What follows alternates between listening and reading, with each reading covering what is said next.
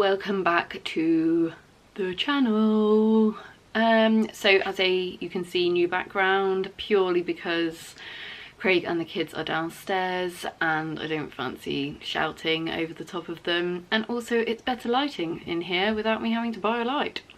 So today I thought I would do a video on my top tips of taking a baby to Disney World, because when I took a baby to Disney World beforehand I couldn't really find very much advice, and that was a bit annoying. So I thought I would say what I found useful and what I did to not make me have a breakdown during the trip. So shall we get started?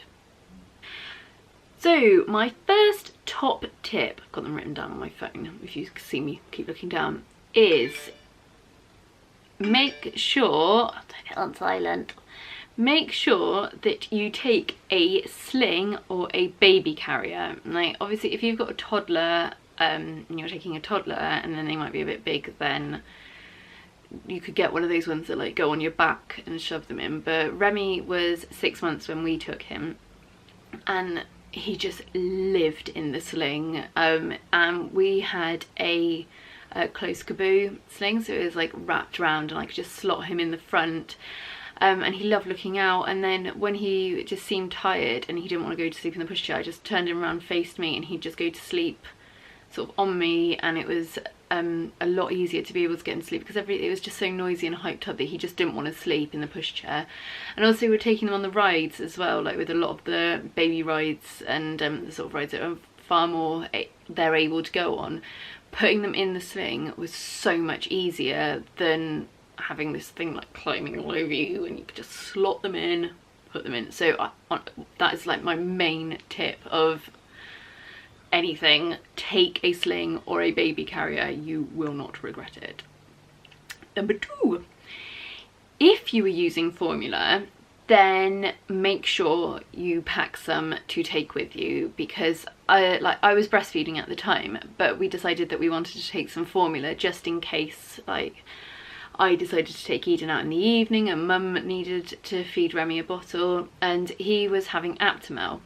So they don't sell Aptamel over in America, so we had to buy ours and take it packaged in our hold luggage, sealed, because it being powder, it had to be sealed because might have smuggled coke in.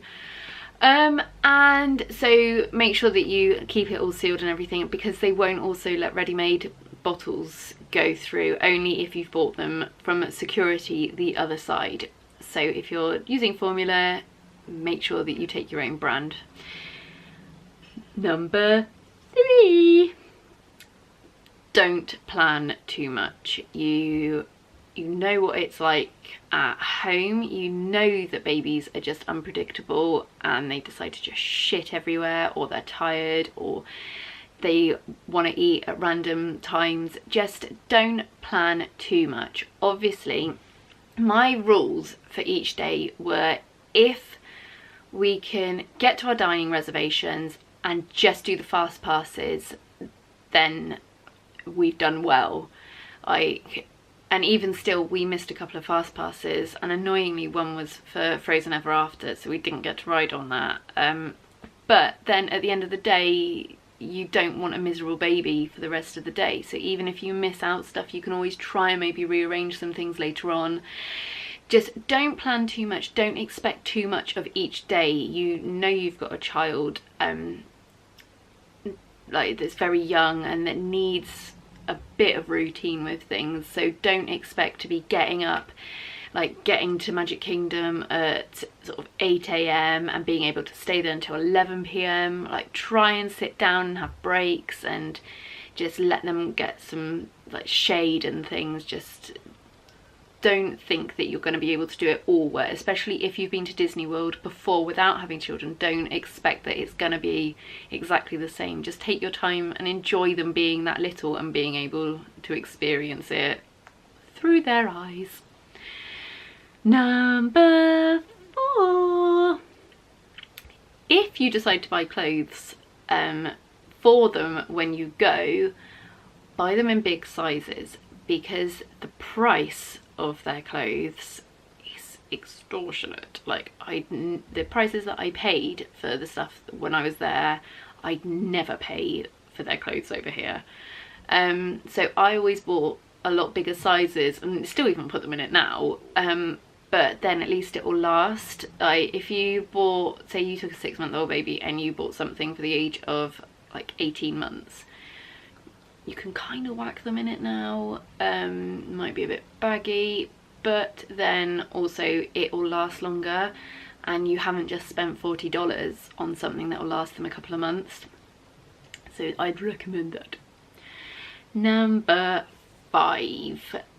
This might seem a bit of a random one, but when we were there, because we went in March, it wasn't like the ridiculous heat that it is in the summer, but it was still really hot, especially for when Rue and Remy were in the pushchair. So we bought a fan to plug, like clip onto the pushchair, to then blow at them while we were pushing them around. These fans were so expensive. They were like $22 for something that I could have bought from Amazon beforehand, and it would have cost me maybe like £6, and the batteries just didn't last, and so we were changing the batteries a couple of times a day, and it was just shit. And in the end we just stopped taking it out with us, so it's just a waste of money that you could have spent on something a lot better. If you want to buy a fan, buy one before, or buy a couple before, that you've already stocked up with batteries. So make sure that you also take batteries with you, so you're not having to buy batteries over there, and you're not then wasting money on buying something extra from there that then you'd have to bring back. You can buy smaller ones that will fit fine and will be a lot cheaper. So buy one, but maybe even just leave it there when you've left, so it's not another thing you've got to bring back. But they are useful if the batteries last longer. Number 6. I've forgotten how many fingers I have. So it could be 10, could be 16, but it is number 6. So take a decent lightweight pushchair, and also invest in a sunshade. So we took, because we had well, we did have Eden, but because we had Rue and Remy, and Remy was 6 months, Rue was just about to turn 2, we got a double like stroller pushchair thing, which is a lot more lightweight and it wasn't having to hire one when we were there, which can cost I think $15 a day to do that. So that's like quite a huge chunk of money if you sort of think, oh well, they might manage. So yeah, we took one with us, and I bought a Chico double something. I will put a picture of it like here, and I'll put a link in below. And that was brilliant because we could just whack them in, push them around. The seats go back on it, and I think you can get like a single one that's exactly the same, but take something that's lightweight, because when you're at the airport you will have to fold it up before taking it on the plane. You will have to fold it up when you go on the buses, so you want something that's easy to carry, especially if you're carrying a baby and you're carrying bags and rucksacks and stuff. You need something that's really easy and lightweight to take on with you, and for the travelling to the airport and back again. So make sure that you get a lightweight and easy to fold up pushchair beforehand, so then you don't have to spend the money hiring something when you're there. And also think about investing in a sunshade, because we found that we got a breathable sunshade that fitted the pushchair. So you can get ones for doubles as well if you're having to take a double, but get something that then is breathable but also blocks out the sun, so then if they do need to have a nap, it makes it a lot easier for them to just get to sleep. But if you don't buy one that's breathable, then they could suffocate and die. So I recommend that they breathe. Anyway, number 7, this is like a really simple one. Always keep a carrier bag in your like in your changing bag or in your backpack or something, just an empty carrier bag, because say if you go into a ride and you leave the pushchair outside and it suddenly pisses it down, then you're putting a baby back in a soaking wet pushchair. So at least if you put a carrier bag inside the seat, then you can take it out again once like you go put them back in and after it's been raining, then they've got a dry seat to sit in and they're not whinging and ruining your day. Number 8, depending on what time of year you go, this is based on with us going in March, so we thought, oh yeah, it will be like boiling hot even in the evening. Some evenings it was actually a bit cold, so we ended up having to buy like blankets and stuff for both Remy and Rue. And this one blanket that I bought, which I forgot to show in my haul actually, was $30 for a really small blanket. And oh god, we haven't really used it much since, so that's just a bit of a pain. But yes, pack a small blanket, like if you're going in a bit more of like the months that it's likely to be a lot colder, and just pack like a thin cardigan for them, like a thin hoodie. So then if you are out in the evenings with them, then you've got something that you can just like, just don't expect that because it's Florida that the weather is gonna be always boiling hot, because we had a really cold day and I had to wear a hoodie out. So just sort of expect everything that you possibly can.